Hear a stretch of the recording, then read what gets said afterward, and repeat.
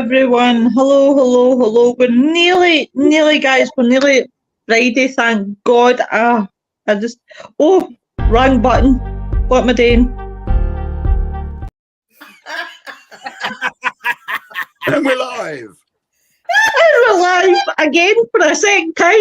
So, guys, it's one of the ones, and that's with my specs on, and I'm sober. So, guys.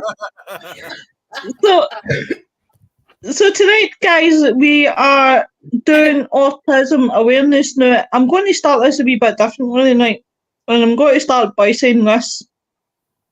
Now, this show is doing... Excuse me, two seconds, guys. Yeah, did you get the message? We saw your message, Kate. Oh, aye, I've just noticed. Yeah, just in case. Yeah, I'm not... I looked down like, oh, wait a second, we got to change that. Guys, leave me alone. It's Thursday night. Who needs a banner, right? So just put the banner off, right? So, guys, obviously, I just want to say something, and I want to put this out very, very clearly tonight, is we've got a guest on the night. Obviously, we've got other guests, right? But I've got a guest on the night who's extremely nervous, who's first time really doing podcasting. And the one thing that I'll not tolerate is cheek towards her. There's my cat. If I find MD's gain cheek tonight, I will seriously go to the owners about it, because it's not fair. If you don't like who you see on my show, you don't watch it. And that's me. That's me saying the end of that one. But, guys, so tonight we are talking about autism awareness. Now, we have covered this on Friday Frighteners, but I thought we would do it because Belle suggested when we were talking about have you ever done autism awareness, and I said, well, yeah, I did it Frighteners, but I've never did it on To the Grave and Back. So Belle is for the Autism Training Network, and obviously you guys all know how close it is to all your hearts, because obviously you guys in one way or another know somebody, and like myself, I know somebody as well, and a lot of people. So who wants to begin? Andy, everybody. So Nick. I was actually on the phone with Don just to let him know that the show was starting. He's going to try to come on for the second hour. Yeah, that's fine. Well, I'll tell you what, we'll start with Kate, because Kate's only got a wee bit of time. So we'll start with Kate. Yeah, thank you. I just want to talk about my experience with autism. So my niece and my nephews are all on the spectrum, especially my younger two nephews are definitely on a bit more of an extreme side of the scale. And it was definitely a learning curve for our family, knowing sort of the signs, how to help, how to bring out the best in them, even though they found certain things difficult with autism and being on the spectrum. But I have to say that there is so much more awareness now. And I'm really, really thankful for that, because 10 years ago, I feel like there was hardly any real awareness. They would just say, oh, you know, that's a really naughty child. What's wrong with them? Or why is he doing that? Tell him off, discipline, you know. And I feel like because of social media, maybe studies that have been happening, schools helping with the whole diagnosis and supporting autism, it has come a long way from what I've seen and from what I've known the past 10 years. I don't know how it was before. I know that Nick is going to talk about his story and what happened, very like before then. But yeah, I just wanted to kind of tell my side of the story and just to thank you, Lois, as well, to have shows like this that talk about and bring people together that have connections with people on the spectrum. And yeah. Oh, thank you very much, my love. As you say, it is, and I think maybe more podcasts. Yeah, you can have your fun side, yeah, you can have your serious side, but for more podcasts to do more, even hi Jamie, hi Rita, hi Eric, hi Noreen, hi Tim. Every time I go, somebody else joins. But for podcasts to have more, even like I've always said, right? I had that idea a while ago, and then everything just get side shaped.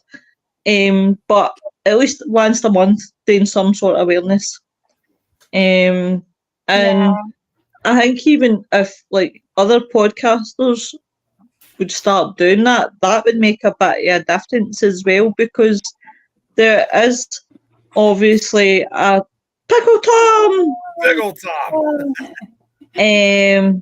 I think the more that people obviously talk about these things, the more acceptance, or maybe a little more step forward about it. I agree. Especially when you're dealing with so many people who, like, obviously Nick, Wayne, other people that I've worked with, Belle, other people as well who's got some sort of issues. Even just bringing that up and saying, you know what, they're still human. They're still. I find people who have autism or any sort of learning difficulty or whatever are the most intelligent people I've ever met in my life. And like, it's like Nick. I honestly see if that boy wasn't in America.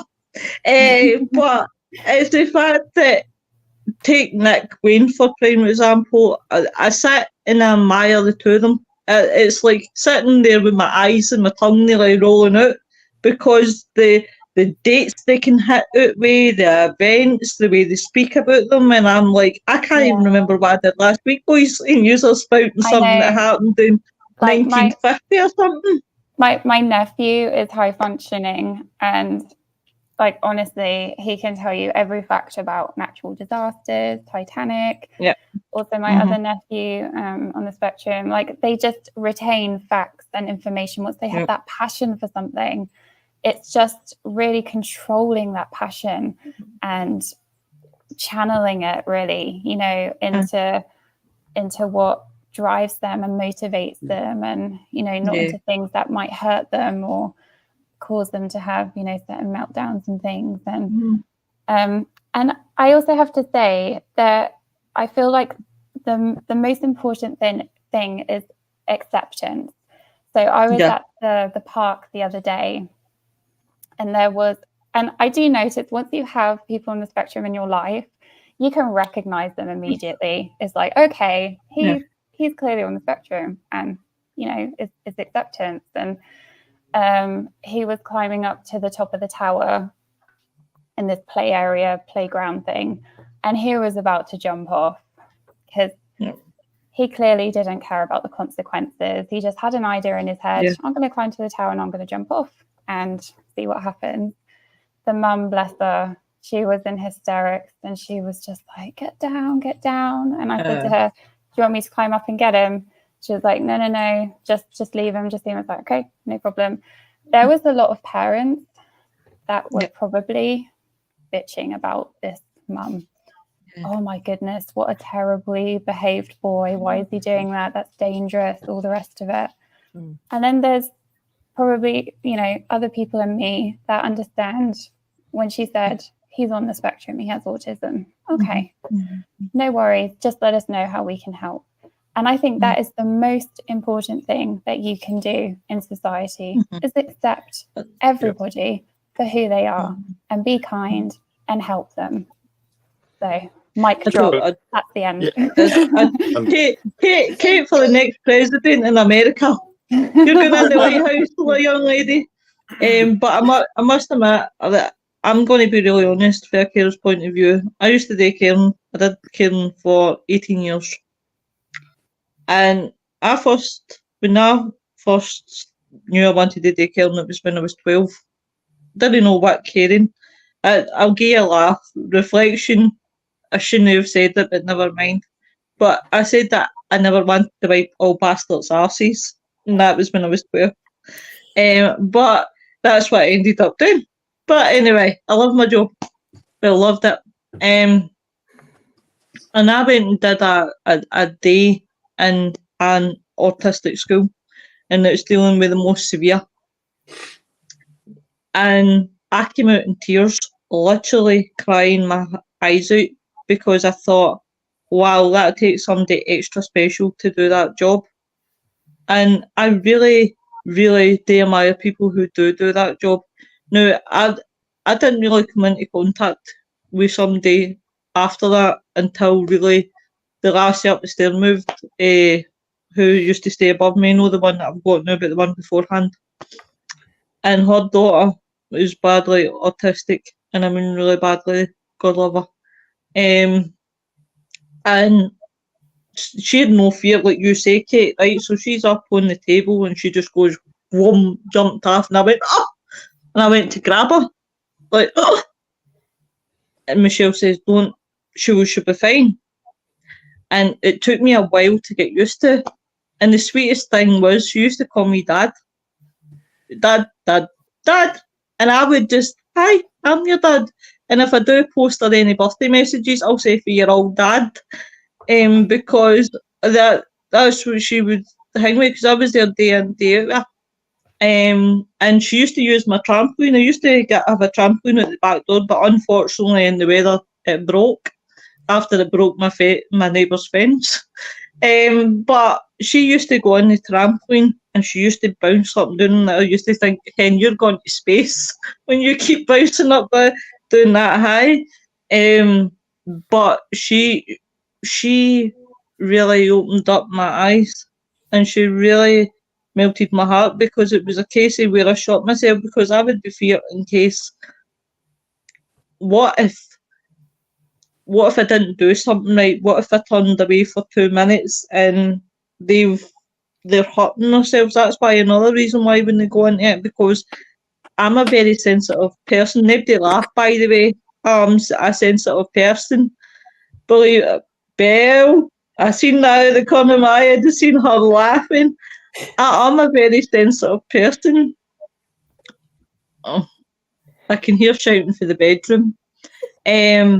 But I couldn't, like, personally, like, live with myself even if they got a wee cut in their knee or their elbow, I would be like crying.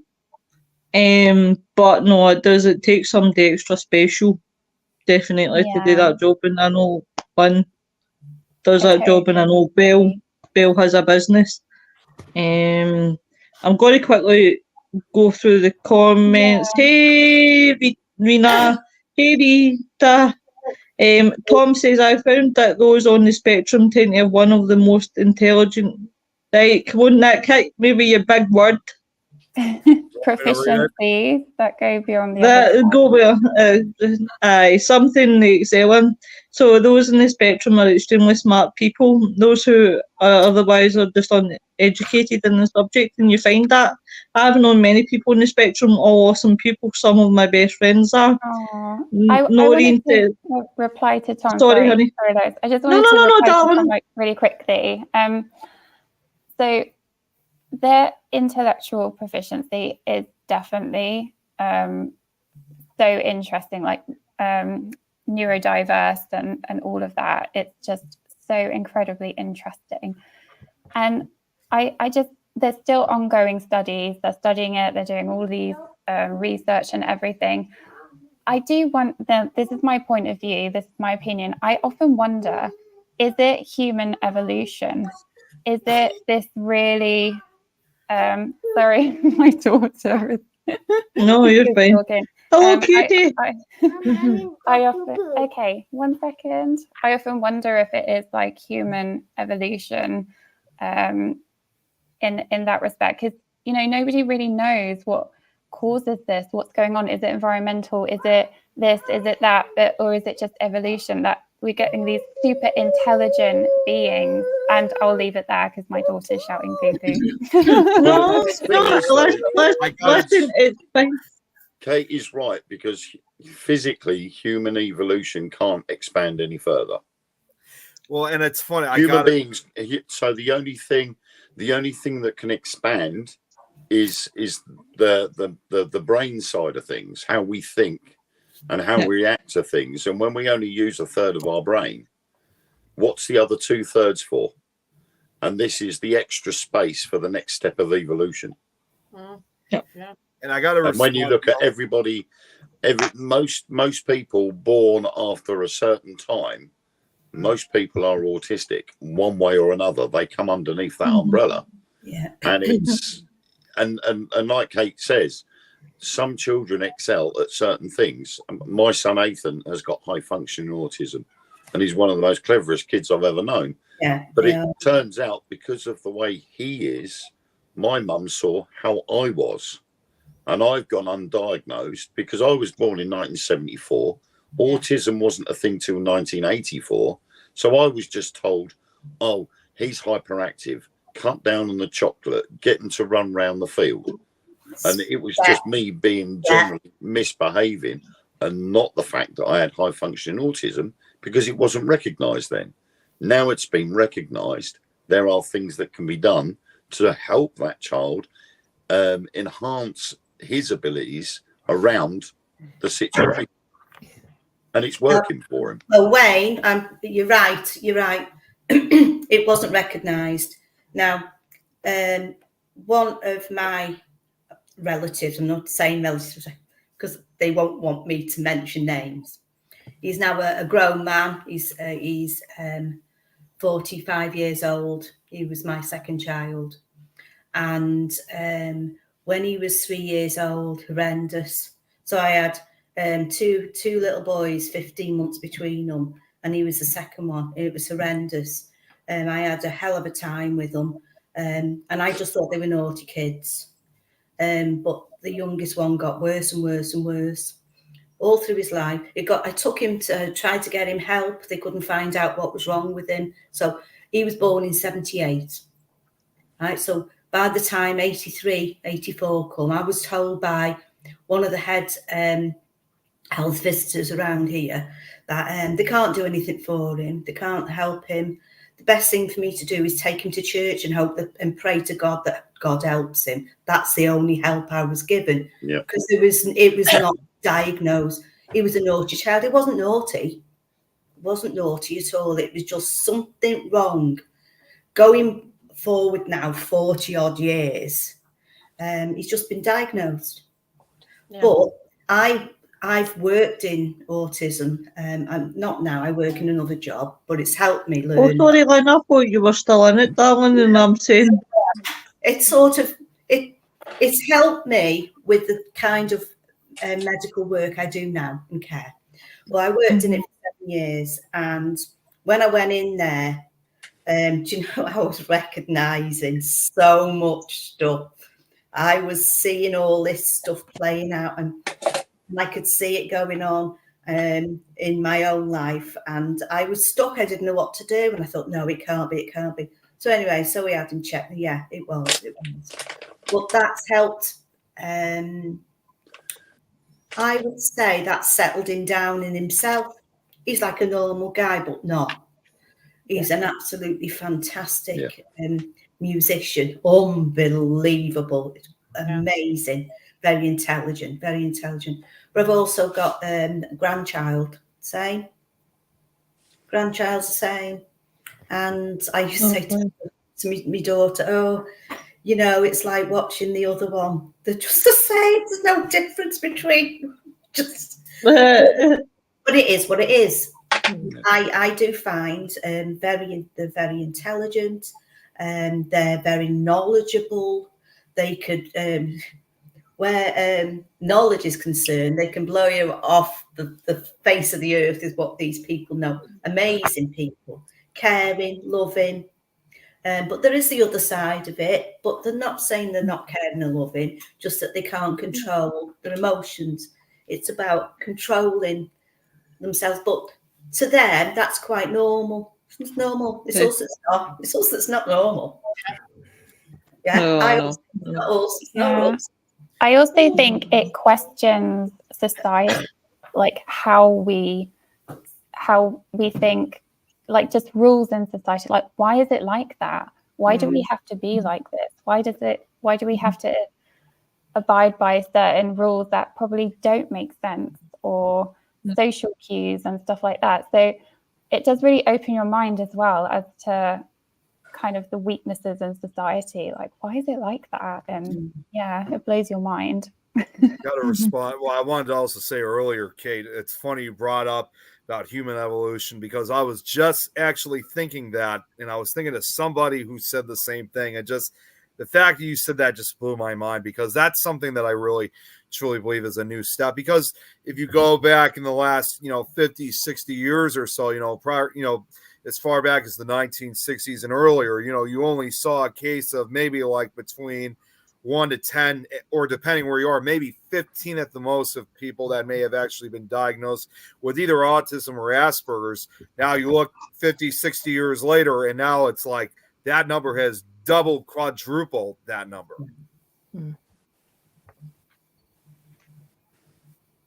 Yeah, it is really fascinating. I just hope they just continue to keep funding and funding and funding, just so, we kind of have an idea what to expect in the future, and how we can adapt society and support individuals. And again, as I said, acceptance, it's just so important. It really is. It will get to a stage where the whole world will recognize autism, because at the moment there still is a very big stigma around autism, and so many people don't recognize it. And we get it every day when we take my youngest son, Freddie, to school. He's just recently been diagnosed with ADHD, and he's only 4. They've said he's got ADHD. They can't give him the official diagnosis of ADHD until he's 6, because they claim that the system that they use to give that diagnosis is still 2 years away for him. So they won't give that official diagnosis until he's 6. But they've pretty much said it's ADHD. So we've just said, right, fine, fair enough. And we've had to get around it. But when we take him to school and the other parents see what he does, where he's running around, he's misbehaving, he's saying all sorts of things, and the parents stand there and look at us as if we've grown 2 heads.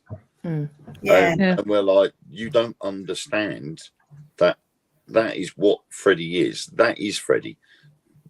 There's no getting around it. We can't control what he does, because that's the way his mind is thinking. His mind is thinking he's not doing anything wrong. And if you try to reprimand him for it, that's when you get the meltdown. And everything you try is you're just flogging a dead horse with him, because it will not calm him down. So you learn to sort of compensate, but the other parents that are there will continue with that stigma, and they will constantly be talking about you behind your back, saying, oh, they don't look after their kid, they don't do this, they don't do that, oh, they're bad parents. And you're like, no, you don't understand. No, they don't. Yeah, and it's like they just can't come to terms that, and even if they think that, okay, these parents really need to help these kids out, they obviously need some type of psychological help or something. And I just, when I heard of things like that, I've always just thought to myself, like, like you said, Wayne, there's no way around it, and there sure as hell is just no cure for it. Probably never will No. be. It's just the way things are. Yeah. I mean, I was forever getting in trouble at school because obviously with schools, the teachers are taught to teach you a certain way. Yeah. But in maths classes, I couldn't do things the way the teachers were teaching us how to do it. But I found my own way around it. But I was solving the problems quicker and more efficiently my way than the way they were teaching it. And I was forever getting told off for doing it. It's the whole hammering a square peg into a round hole. Yeah. Yeah. And unfortunately, like, you know, sitting and listening to you guys, I'm sat here and I'm going through everything in my head, because, you know, society doesn't necessarily know about autism. They don't know about neurodiversity. Now, it's one of the reasons why I do what I do, and it's why I set up the business that I set up, because there's so much out there that people don't know. You've got parents that don't know how to support their children that may have just had a diagnosis. Whether it's, I mean, we do autism, ADHD, we do Tourette's, we do PDA, ODD, pretty much you name it. If we haven't got a course for it, I will write one and I will deliver it, because that's sort of what we do. But when we are talking to people, and we're saying to them, you know, this is what it is. It's not they're having a tantrum. It's not they are having a hissy fit because they're not getting what they want. It's the light bulb moment for a lot of people is when you say to them, if you see somebody having a meltdown, whether it's an adult or a child, it's them telling you that something is not working for them. They are trying to tell you that something needs to change. And if you don't change it, then the meltdowns just continue. If you try and reprimand when they're having meltdowns, like you've said with Freddie, he's running around and everything else. You try and sit him down, you try and pin him down, and he will get worse. Yep. Here's a question, right, for everybody in the chat, and I will get to the comments in the chat. I'm not ignoring anybody in the chat. I do apologise. But do you think, right, in the 21st century, and I'm only talking from experience of something that happened to me years ago, and my boy, that society is more afraid to approach a child if they are, like, you can't approach a child when they're having a meltdown now because of how, no, if it's so much for, this maybe sound a wee bit sexist, I'm trying to word it without making it sound terrible, but do you think that it's more of a fear if they see somebody having a meltdown, like they would be more scared to approach because of how it may be seen? Yeah. And I only know this because I had a random rave about something that happened years ago, and I said, well, why did nobody approach? And it was my partner that rightly pointed out, Lois, look at the society that we live in nowadays. Yeah. It's not so easy to just approach, especially when they're kids, because of how it's seen. So do you think... I think some of the problem is within society, laws within society have changed. The way society thinks has changed.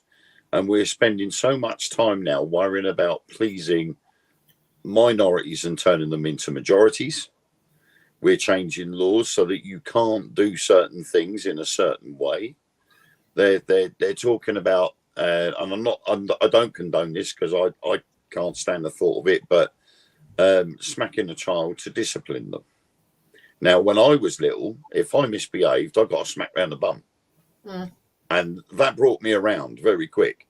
Well, now they're talking about banning that altogether. That's a sin. You can't do that. You know, you'll get prosecuted if you do it. But the problem is now we've got to a stage where you can't do anything but play mind games with a child. But you can't play mind games with someone with autism, especially when they're on the higher end of the spectrum.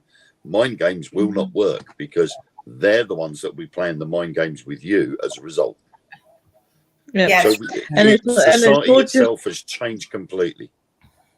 It's not just that. Like, I've met people with autism that who take things literal in what you say. Like, well, I didn't want to point any fingers, can you know what I mean? That wee woman down there in the chat with the blonde teeth. That's half of the time. That I know that I do. You know, I've had some jokes with some people, and they've took things literal. What I say, like, is gospel. Now, yous all know I'm one of the most biggest wind-up merchants you could ever meet. But Belle, this is no just you tell my secrets out in the live, right? I'm one of the most biggest wind-up merchants. But sometimes, as I said tonight, when I joke to a friend, my humour knows no bounds, right? And it's that kind of way where I think I'm funny. I probably am funny and I crack myself up, but I forget there's other people out there that take things literal. So don't. That's something I'll go to. That Belle I can see that Belle sitting there nodding, going, "Aye, yeah." Like, remember what I'm sort of saying stuff. I have to go now, guys. I just want to say. Kate, sorry, darling, I didn't see that. Thank you very much, Kate, darling. You're a babe. Thank you so much. Thank you, everyone, for this amazing. We need to get you on as a guest. Definitely, that would be great. I'll try and tune in when I come back and be in the comments. Sounds good. Thanks for coming on. Thanks, Kate, for your time, darling. Thank you. Sure. Bye, darling. Bye. Bye-bye. Bye-bye. Right, I'm going to quickly run through the comments, right, because they're building here. Nori says got a lot to say. She's right. She's writing me a book tonight. It better be with big words. She's writing a novel right today. I live in a village that is very autism inclusive. The Autism Society have a garden centre and coffee shop here, and the village hall has been taken over for accommodation, and the church for musical activities. Thank God I've got some chai and brew here. In school for other activities. There are also some of the houses blocked for residential support accommodation. This reminds me actually something that's up the road for me. It's a great place for anybody whose children have autism or other disabilities, and the housing association that owns a lot of the houses gives priority for this purpose. It's both of my grown-up children were diagnosed later in life, and a few of my grandchildren have also been diagnosed on the spectrum. Tom said it could be very well stepping evolution. Side note, I still think that Wayne sounds a lot like Michael Caine. Maureen says, one of my godsons, the one that is the most obvious on the spectrum, has also been extremely aware and clever. I remember when in nursery when he watched people putting in the code, locking the door and made his escape. You can't put any code in anything you can pick up from across the room from your movements, what numbers you're keying in. He doesn't have to see your typing. He's now very much into computers and he can problem solve so easily. If he doesn't know, he will work out in no time when it comes. Right, Noreen, you're going to have to break some of your comments down, darling, because it doesn't show me at all. Yeah, and then I feel terrible because I can't read half of what's on. Yeah, with StreamYard, you can only put so much in. It's not going to take the whole paragraph, unfortunately. So I'm sorry if it sounds like your comments are blending into each other. Autism is normal in my village, but it's because autism. I've already read that one, and am I going? Yeah, I think she wrote it again. Right. It's a lack of understanding. Well, what to do, Noreen, is see if you PM me your comments, I can read them out, not a problem. Just PM me, Lo Hado, or no, in fact, or Willow. Sorry, Lo, I'm just rambling. No. Please. Honestly, please don't apologise. It's because the StreamYard is, honestly, it's a pain in the ass. See if you PM, know what to do, Noreen? PM Willow Morgan, right? And put it there. and I'll get it for you, darling, and I'll be able to read it. So see if you go in there and just write your thoughts, I could read that out in one big spiel. I've got enough to get me by. Hey Robert, but definitely please do that.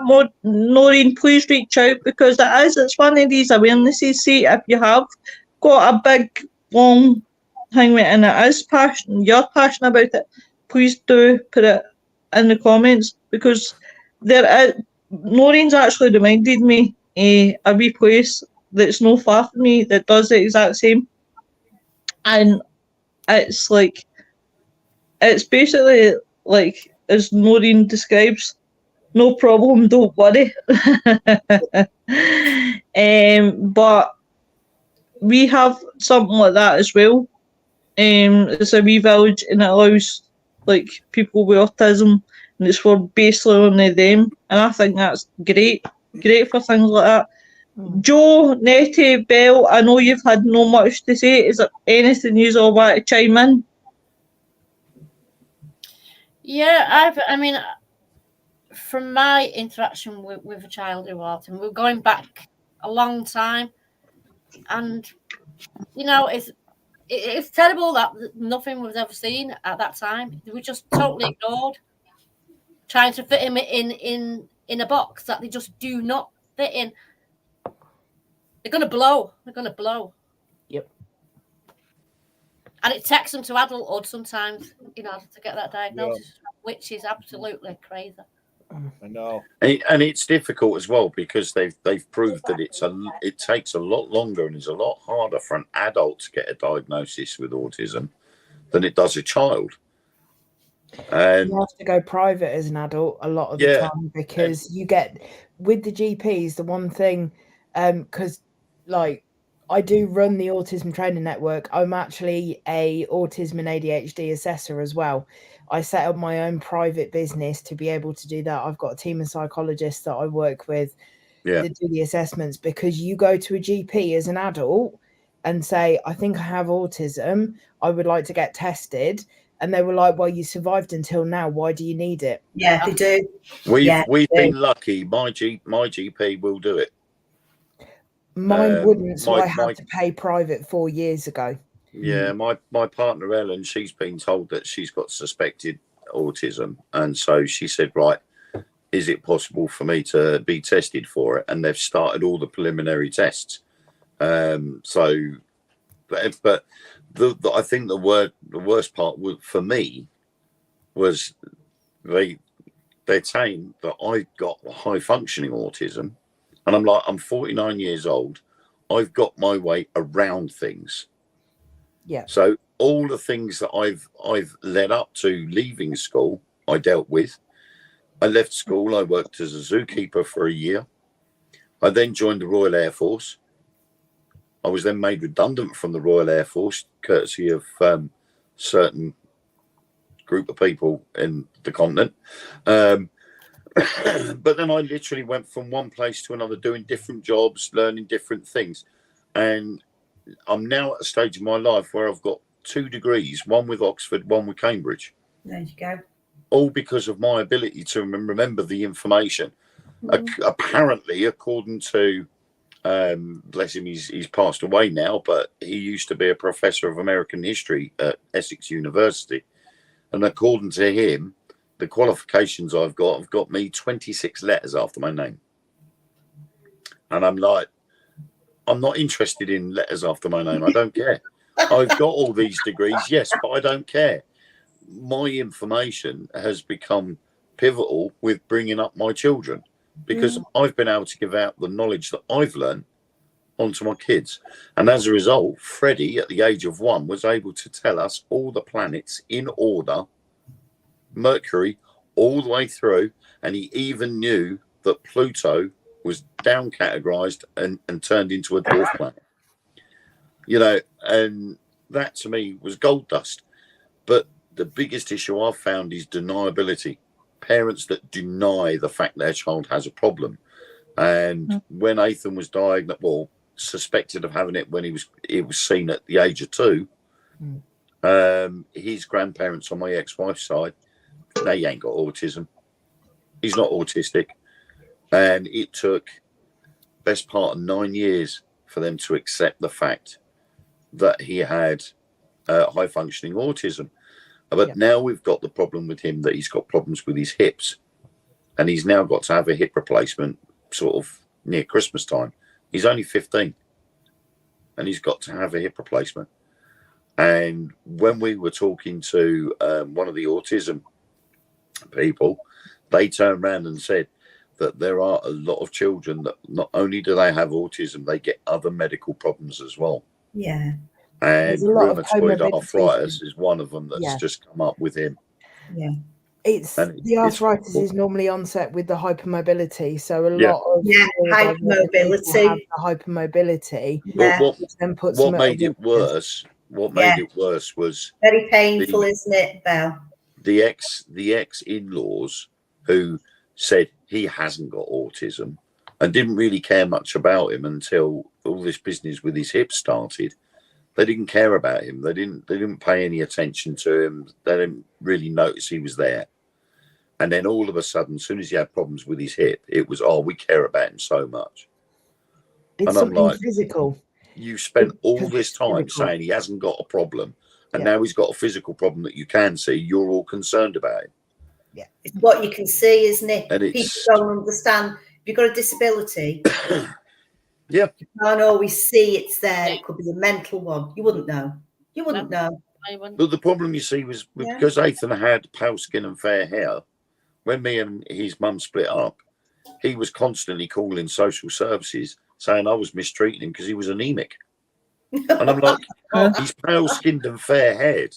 I said, so he is going to, he's also very thin. I said, but that's because of the high functioning autism.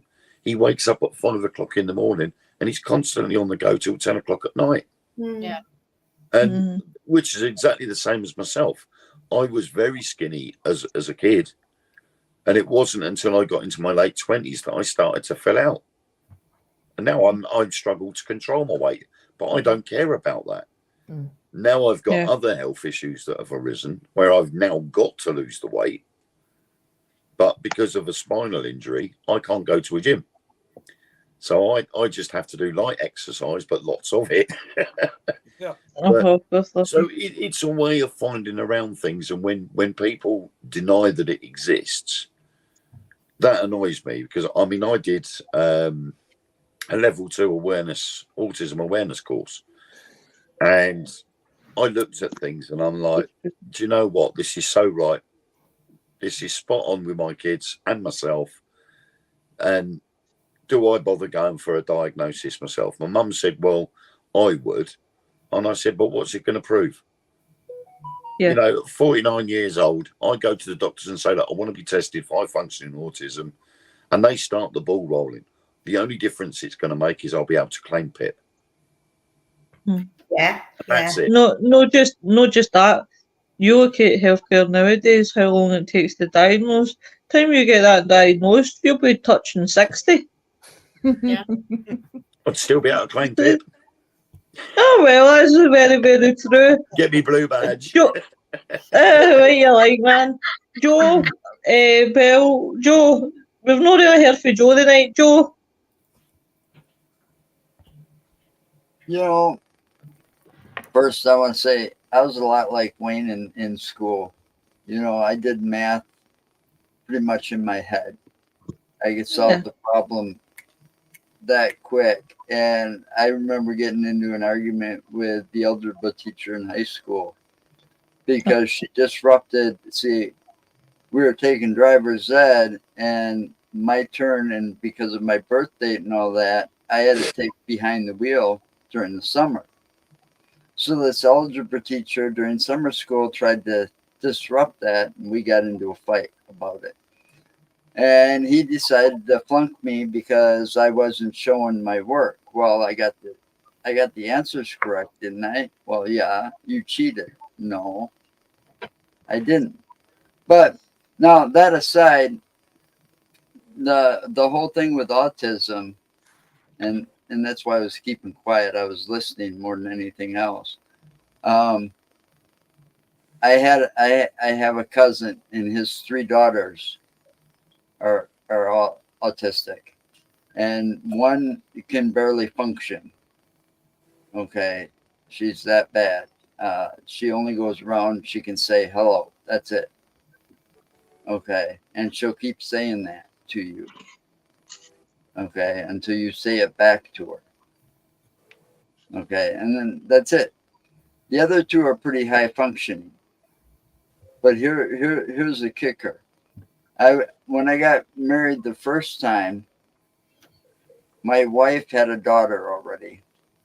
She's about 7 years old. This was in 1999, 2000, somewhere around there. And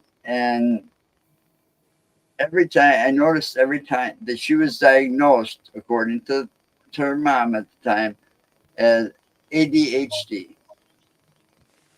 But every time you disrupted her routine, she threw a fit.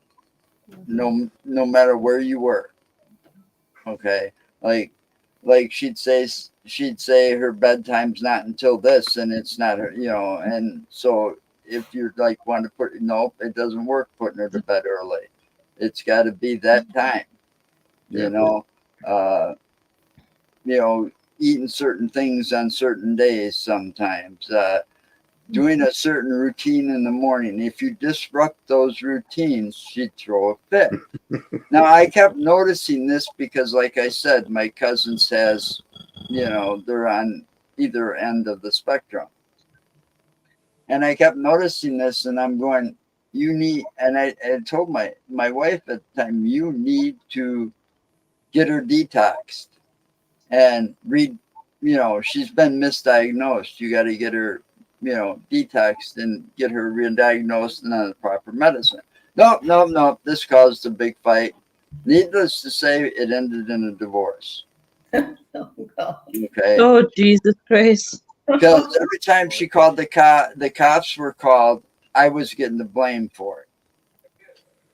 But it's like, I didn't do nothing. It's the kids screaming and yelling and all of this. So then my wife started accusing me of beating her. I never hit a woman in my life. That, and most of the cops knew this because, I've worked in law enforcement, took police science and all this. And so I knew most of the police force in my area. But anyway, after the divorce, she finally got convinced to get her detoxed and re-diagnosed, and they put her on the proper medicine, and it's a whole different child. I saw her a few years later, and oh my God, she's got a driver's license. She's got a college degree. She's living on her own. Yeah. There was a big difference, and she would have never been able to do this if they didn't properly diagnose her. Yeah. And that's a problem. You are getting misdiagnoses. Where I'm going to turn it is I'm going to turn it on to Bill. Bill's going to batter me for this. But I just want Bill to jump in and say a wee bit about what obviously her company offers and what they kind of do. And I'm going to get earlier. She's gave me that look like, you bastard. I was quite happily just sitting in the corner listening, and you've just pulled me in. Yeah. I mean, yeah, like little bit of background history. I've been in health and social care. I've worked in health and social care for 18 years. Started out as a carer in dementia. So dementia was my background. I used to eat, sleep and breathe it. I was a carer. Worked my way through to being registered manager. I used to run homes for dementia. And then there was a lot of awareness that came out around dementia, and a lot of, let's set up a village, let's do this. And I kind of noticed that LD and autism, so learning disability and autism, it was kind of getting neglected a little bit. And yeah, I purely by chance, I was basically approached to go and run a collection of homes. So I'm based in the West Midlands. and I was asked to go and run a collection of homes around here as a area manager. And I was like, I can, but you know, I've got very limited experience. And I did 6 months working as a carer. So I I basically did full time as an area manager and was doing care hours just to get that hands-on experience. And I noticed very quickly that there was a lot of mistreatment going on, should I say, Yeah. that down to the lack of understanding of what the conditions were. So by this point, I'd already done sort of my level 5 in health and social. I'd already done my foundation degree. I'd already done my master's in dementia. I then went and did my master's in learning disability and autism. So yeah, very much like Wayne, I get bored. I don't sleep a whole lot. I tend to. I'm in Open University. I've pretty much got them on speed dial. But yeah, so I basically set about running these homes, and I couldn't get quality training for love nor money. I would look at companies and I would go, nope, I don't even trust the content you're putting out, because I knew, having done my own research, and I was looking at clinical studies and everything at that point. And I thought, you know what? I kind of need a break from being a registered manager, because it is literally 24/7. I've had no life. And I decided to set up a training company. And I started off small. I'd done a little bit of freelance training for about 6 months. And I thought, you know what, I can actually put out so much better than what these companies are. And yeah, I set up the Autism Training Network about 3 years ago. And it was actually after my diagnosis. So I knew that I was quirky. I'd been misdiagnosed with mental health from 11 years old. So for the last 26 years, I've been misdiagnosed. And I even have to tell them now when I go to the doctors, and they're like, oh, are you still taking these antidepressants? No, I am not depressed. I'm neurodivergent. Yeah. I'm going to touch on that a wee bit soon, just after you're finished, Bill, because I think this is the biggest thing that's to be highlighted. Is this what's coming? Diagnosis, yeah. So yeah, I basically set up the Autism Training Network. I wrote a load of programs. I sent off to get them accredited, so they're nationally recognised. And I started small. I started with health and social care, and I know that sounds small. There's about 4,000 sites in England that are registered with CQC for health and social. I started contacting them saying, look, you know, I've got this program. I kind of want to upskill your staff. I then started working with schools, and now 3 years on, I work with the justice system. So there's a lot of people that are in prison who are neurodivergent because they've attacked a police officer, when actually what you've done is you've made the situation worse. They've had a meltdown, you've arrested them, they're in jail.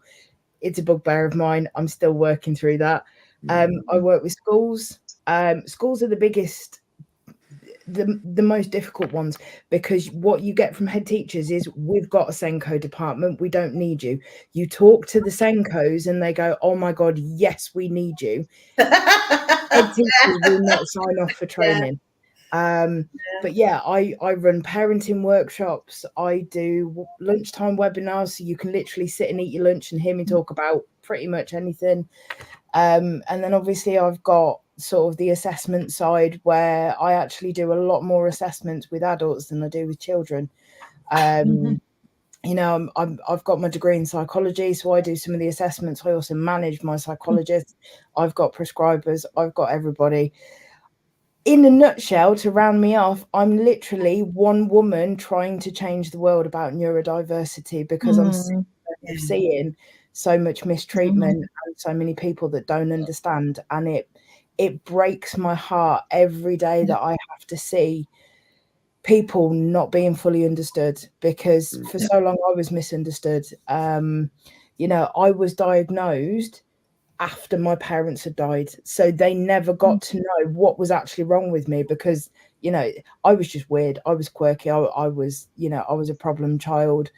I was just strange. But actually, I've got a bit of paper that tells me that I'm not strange. It's my brain that's different. Yeah, just wired up, bit different. That's all. That's it. I'm going to hit into the comments. It's not all autistic people, it's very mixed and it's done slowly over a long time, so it's just a normal community. I'm the same as you, Wayne. It wasn't easy. Same as you, it wasn't easy navigating life, feeling different, but I found my way around my problems and I got by. I did PM you, Noreen. I had a similar work to Belle, starting in dementia homes, ended up manager for 3 homes in incorporated dementia, next asylum patient, personality disorders, etc. In the early days, it's shocking in the lack of understanding and the poor treatment. Eric gets constantly misunderstood. And Noreen says it's exhausting, Belle, trying to make things right and stamp out the mistreatment. Here's the thing. I will get to dementia, but I'm going to be really honest with you guys. It'll be a while for me yet to get to dementia awareness because I'm still trying to deal with things. So, because obviously I lost my gran in December, so I'm just not quite ready to do dementia yet. Because I think I would howl on screen, and I don't want to howl on screen. So that's not a pretty sight to see. Let me tell you, is me crying. But yeah, so sorry, I Evan, you still go. do think though the biggest thing is understanding and the law. Yes. Because as Belle mentioned about the schools, even schools aren't trained properly. They have Senko departments. Yeah. But even then, the Senko people, a lot of them haven't got a clue. My son's secondary school, you know, it is law that the Senko or the head of that Senko department is supposed to notify every teacher that teaches that autistic child that child has learning difficulties or has a speech communication problem or anything like that. My son was getting detentions left, right, and centre because of his neurodiversity, because of his autism. And in the end, I got so fed up with it, I kept phoning them up and saying, you know, why has he got a detention for this? Why has he got a detention for that? He then got things like a breakout pass, a uniform pass, and they gave him all these little passes. Then I had the issue came up with his hip, and he got a detention for being truant, even though he was in the school grounds. Yeah, I can understand that. He was in the breakout room where he was told to go if he felt overwhelmed and he needed to get away from everything, go to the breakout room. So he did. He went to the breakout room and the PE teacher gave him a detention for playing truant, even though they knew where he was. So I went steaming into the school reception and I said, I want to speak to the Senko and the headmaster of the school. And they went, can we ask what it's about? I said, yeah, you breaking the Disability and Equalities Act 2010. And I'd never seen people move so fast. You quote legislation, they move. I threw the law in their faces and I told them that I would have them in court so fast their feet wouldn't touch the ground. And then the Senko teacher come out and took me to a side room and I said, right, I'm not happy about this. Your job as the head of the Senko department is to notify every teacher in the school that teaches Ethan by law about his issues. And you're not doing that job. So if I wanted to, I could go to Essex County Council and I can take it through with them and then I'll take the school to court because you're not doing your job. And I've never seen them move so fast and bend over backwards to accommodate him. That's a horrible even thing. Though they've just been on holiday to Turkey during school term time, even though I disagreed with it, they haven't fined us. Too scared. Probably That's what it is. In case you pull a law out in the whole fining, you take them abroad.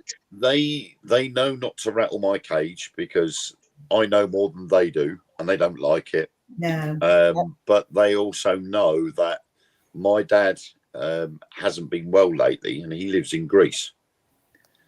And the school has turned around and said that if you have to go over to Greece because of your father's illness or whatever, then they'll be exempt. So I'm wondering whether they've got mixed up themselves and just let them have it. Don't tell them. My ex-wife was going to pay the fine anyway, so. Aye. Eric says, where are we? Sorry. Eric says, I'm with you on that one, Lois. Bell says, Noreen says it's exhausting, Bell, trying to make things right and stamp out the mistreatment. Noreen says the biggest thing missing is education on various conditions and where the ignorance comes in. See, the thing is, as I said tonight, if every podcast would do an awareness, I think it could probably be a wee bit of a step forward. Not much of a step forward, but at least like a sort of a thing. Not that I'm dictating how other podcasts should run their podcasts, definitely not. I would never ever do that. Just throwing a thought out into the airspace. I think that sort of thing, it at the moment, as it stands, the way I see it is the knowledge and the understanding is something that will get bigger, and everybody will know and understand about autism, because it's a generation thing. The older generations, they don't want to accept it because they don't know nothing about autism. Yeah. But as them generations disappear, the younger generations are already being taught about autism, what it's about, what to look for. And they've got friends and relatives that are under the autistic spectrum. So it's going to be something that will, the disinformation or the not understanding of things is going to die out, and everybody will eventually know about it. It's just going to take time. Yeah. But you think about this way. Sorry, darling. If you think about this, our parents and their parents, if you had children who were born like that, they'd be locked up in a mental institution. Yeah, that's very true. Anyway, lock them up. They'd lock them up. They'd have children out of marriage. Lock them off. Sell the babies. Yeah. But all it's mental health, and it's taboo. Very taboo for that generation. But we're coming out of that now. Yeah, I mean, when I was little, and they suspected there was something wrong with me, they thought I was nuts. And I was sent to a place in Colchester where unruly kids were sent. Yeah. And I would be picked up from school twice a week, taken to this centre, and I was kept in a basement with 3 other children that had the same issues as me. And I can remember it as clear as day. The basement was poorly lit. There was a sandpit in the middle with toys and stuff in. There was books on shelves and stuff like that. We were just left in that room for 5 hours and told to get on with it. And it was because autistic. And it's because you're gone, Wayne.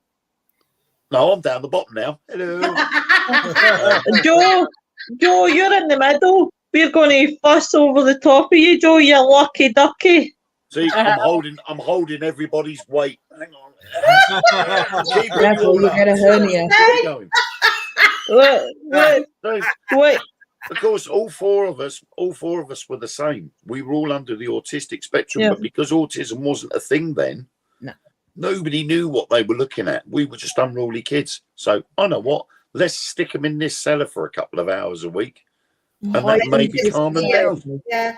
And it didn't. It made us worse. Well, here's the thing as well, and I'm gonna turn my attentions to Nick just shortly. And Nick's like that. You can piss off, Lois. I've had enough of you turning your attentions to me. Here's a big. In fact, I'm going to work this back the way. I'm going to be a wee bit backwards. And I'm going to deal with Nick first because there is one big discussion. And I promise, Joe, I won't go over the time and hit into the retro show. I'm pretty promising that one. Right? So I'm going to start with Nick quickly. Right? Because time's a wee bit on my side here. Nick, tell us about your experiences and when you first got diagnosed. Well, as far as actual diagnosis, that didn't really come until I was about 3 years old. So I really don't remember the actual diagnosis itself. But growing up, you know, in the mid to late 90s and early 2000s, living with autism, even if they knew about it, was very difficult for me. It's kind of hard to describe, but I can certainly say one thing is that I was not, I guess you could say I was not very much accepted or treated like any other kid should have been, which now in the case, it's now starting to become more frequent in that case, you know, where they're starting to be treated more equally. But back then, they never showed any of that. If anything, they showed me almost, as I would probably kind of call, more of like a darker side of life, for lack of a better term. And it all started when I was only just 5 years old. And this kind of situation, you know, continued for many years. In fact, even still to this day, I still have that issue, even at my job. I just had an issue, in fact, just a few days ago with somebody who said something, and I'm not going to lie. I know we're not supposed to do it on the job, but I just really want to just slap some sense into her because of the way how she was treating me. It was very unfair. In fact, the thing that she actually said to me was, because I was helping out in the back and we were washing something out, she didn't like the way how I was cleaning it.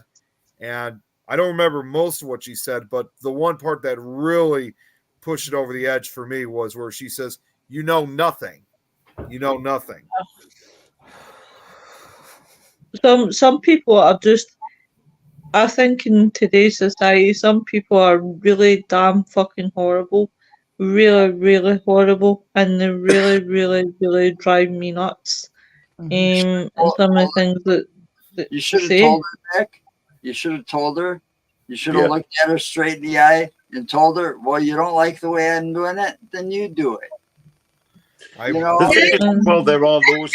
I mean, I don't know about stateside, but I know there's laws here where if somebody high up on the spectrum is employed in a job, then the other staff are supposed to be made aware of that. Yeah. I don't think at my job it doesn't always work that way. No, it doesn't, and that's the case with my job. This is a place that, yes, I do have my good moments there, but a lot of times it's been a lot of bad stuff that's occurred because of who I am, and I'm often taken advantage of. In fact, I'm going to be honest with you guys.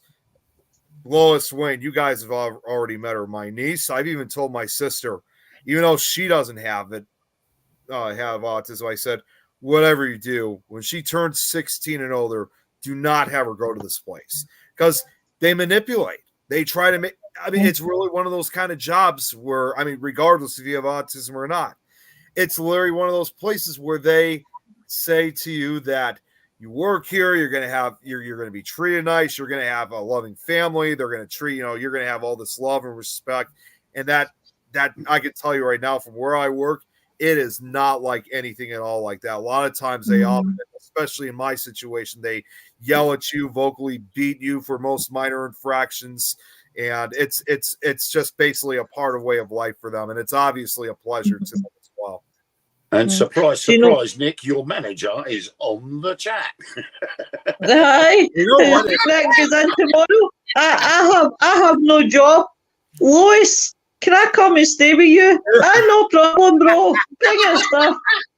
It's actually not the first time that I've spoken about it. I mean, I've spoken about it online. I just think, you know what, because after taking so much of it, I'm kind of revealing the secrets of what's really going behind those walls. And do you know something? Especially in my situation. Do you know what? I've been in the healthcare sector, and I'm not going to lie. I can speak about it now openly because I don't care anymore. I'm 35 and I don't give a shit, right? So I worked in the healthcare sector for 18 years, right? And I've seen good carers. I've seen amazing carers. I have seen carers I've wanted to be black and blue. I have seen the very worst carers where I have went to town. And there was one carer that stood out in my mind when I said that there. And she made a really shitty comment one night in front of me. Worst thing you can do, because it just sets me. And she was slagging another carer. And to be fair, I don't know if that carer ever got diagnosed, right? But they were putting down to depression. Once a wish. Yes, Nick, we'll go out after the show. I'll meet you at 10:30 somewhere. But obviously this person was going through a rough time. And this takes me on to this next conversation very nicely. Where she hadn't been diagnosed yet, right? I don't think. And she was on a certain medication. I've got to watch what I'm saying because of YouTube. Could throttle YouTube. So she was on certain medication that I just happened to be on myself. Right? Well, was on until a few weeks ago.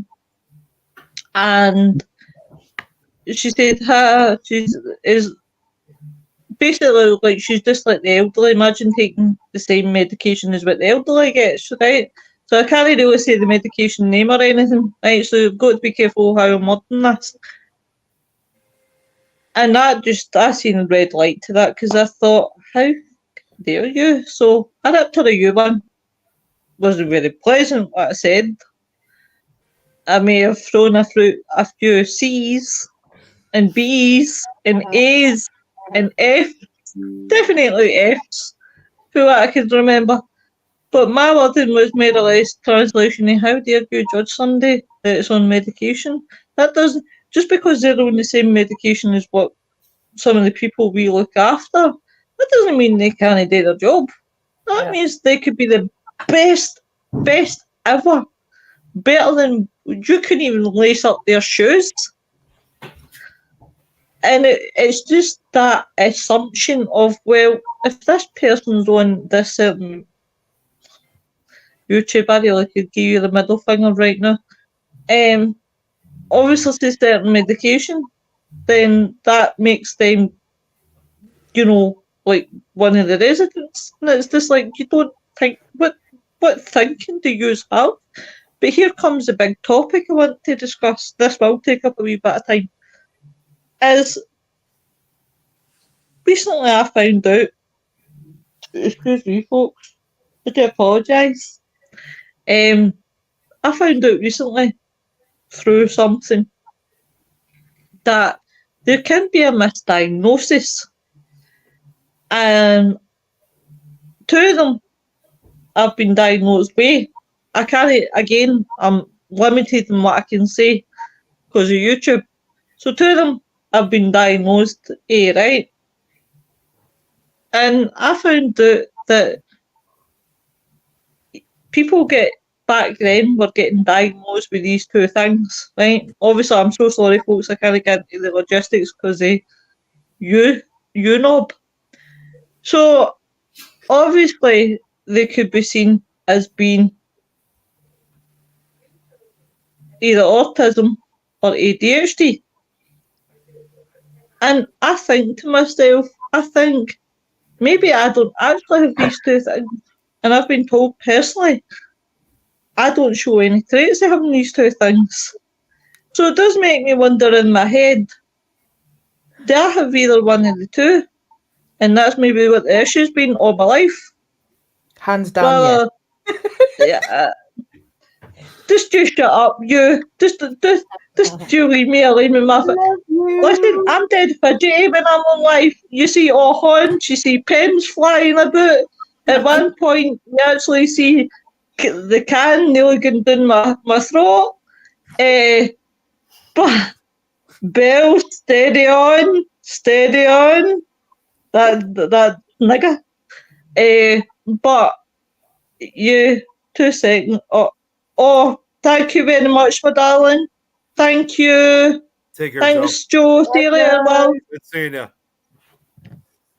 And now there's 6s. Haha. My God, this show's been overwhelming for me tonight, having everybody in a sense. See, try to keep your eyes everywhere. So yeah, as I was saying, that's the thing that it's terrible to discover after all the years of thinking that you've got one thing that it's new coming out, and it's no.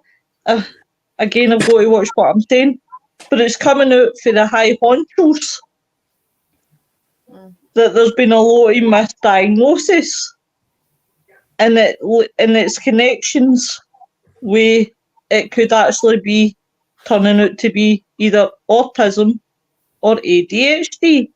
And it's like, how can you make that mistake? I can How probably can you explain go that for? to you. I Oh, can go probably on then. I love when you tell me you're going to explain things to me. Carry on. So obviously we know from historical generations children were meant to be seen and not heard. Yeah. So if you had any type of what they deem to be abnormal, I mean what is normal, but abnormal tendencies, Talk about yourself, Hen. yeah, oh no, I am. Just believe me, I am. It generally went down the route that either you would be screamed and yelled at in your face, or you would be physically beaten. That was the thing that used to happen. You used to whack your kids, and it was that fear factor there. Now we know that there are a lot of people that mask. Females, girls mask a lot more than what males do, because it's very much that suppressed.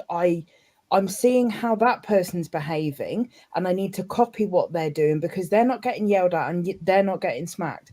So there's a lot of masking and a lot of suppression that goes on.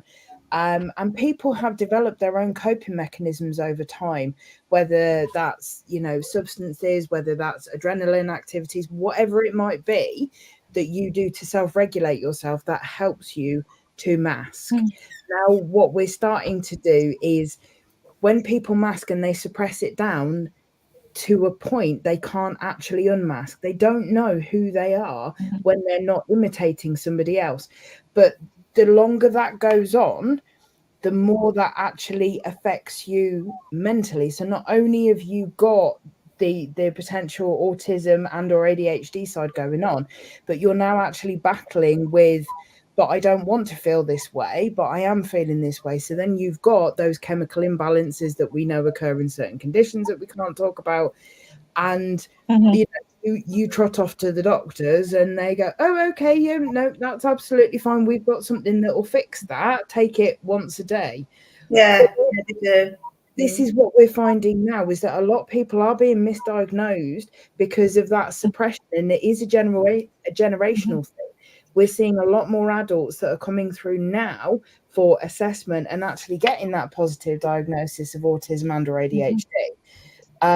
Because there is that certain level of suppression and masking that is expected of them, because it was very regimented. You sat in a classroom, you were still, you sat silently, you wrote at a desk, you followed this routine, and for quite a while it stuck. But then people are noticing that their coping mechanisms that they had aren't working anymore. That's when you see the escalations, you see the outbursts, the crying, and people don't automatically associate that with neurodivergence. They associate it with mental health. You go to the easiest, cheapest, quickest thing to do to get you in and out of that room is to do a prescription for something that's never going to work.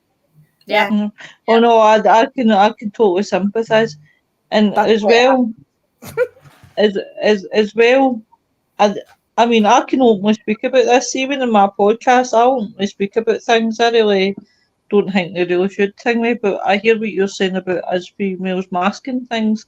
For years, I masked a lot of things. Like, I will be really honest and really open with you guys, and you probably could tell for sometimes, and the boys can tell as well, and everybody that I work with on the show, and I'm sure Nettie and Lynn will get used to this as well because they've joined us as well, is that up until last year I used to mask, right?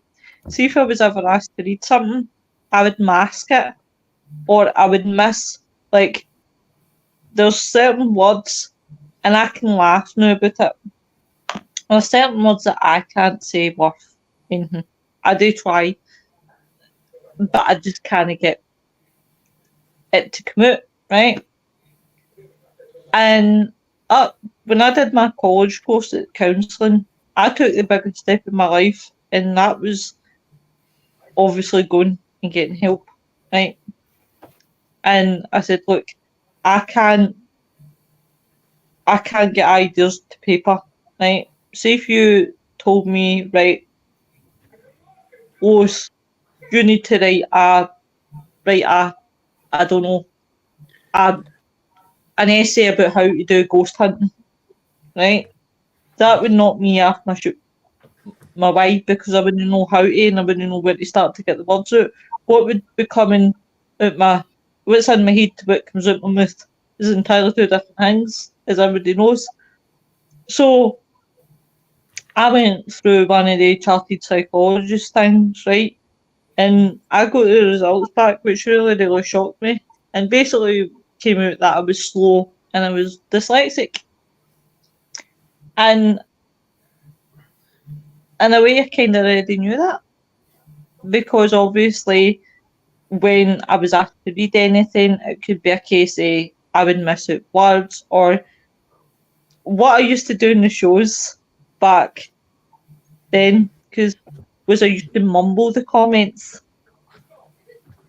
I'd fire through them as quick, and if there's any words, I wouldn't say it to guys, right? At the beginning, I would be like, blah, blah, blah, done.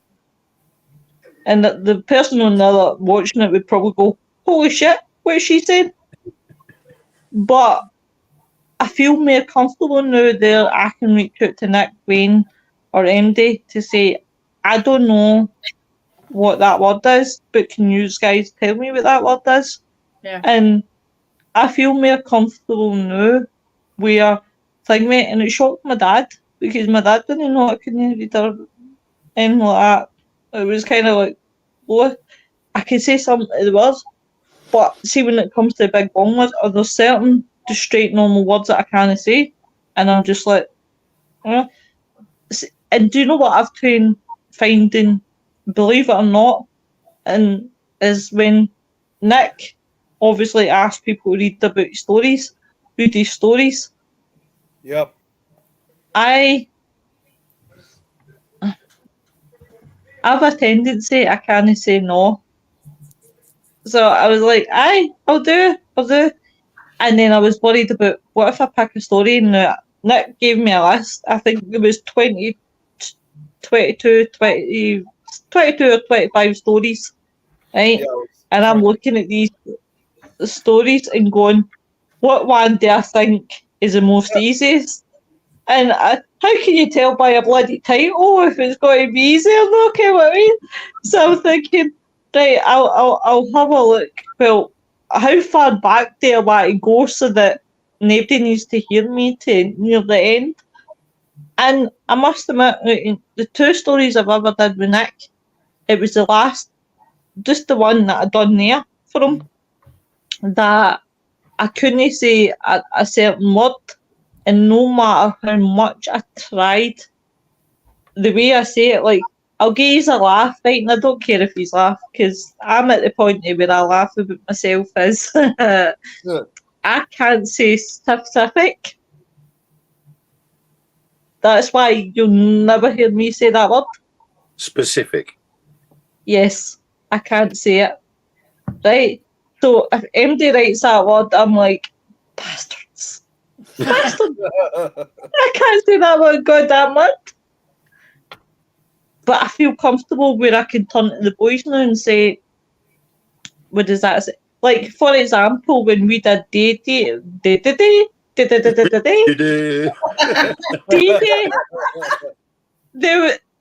was it D-Day? It was D-Day. I couldn't pronounce somebody's name. And I pronounce it how I think it is in my head. And the thing I've got to respect Wayne for is he's like this in the background. And I'm like, he's like, didn't say it right.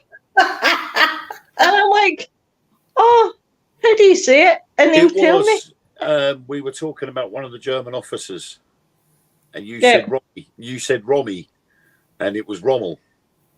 You missed out So the yellow then, bit, see, and I corrected you. aye, and where is, as you say, women are good at masking, but so are men. Men are good at masking as well.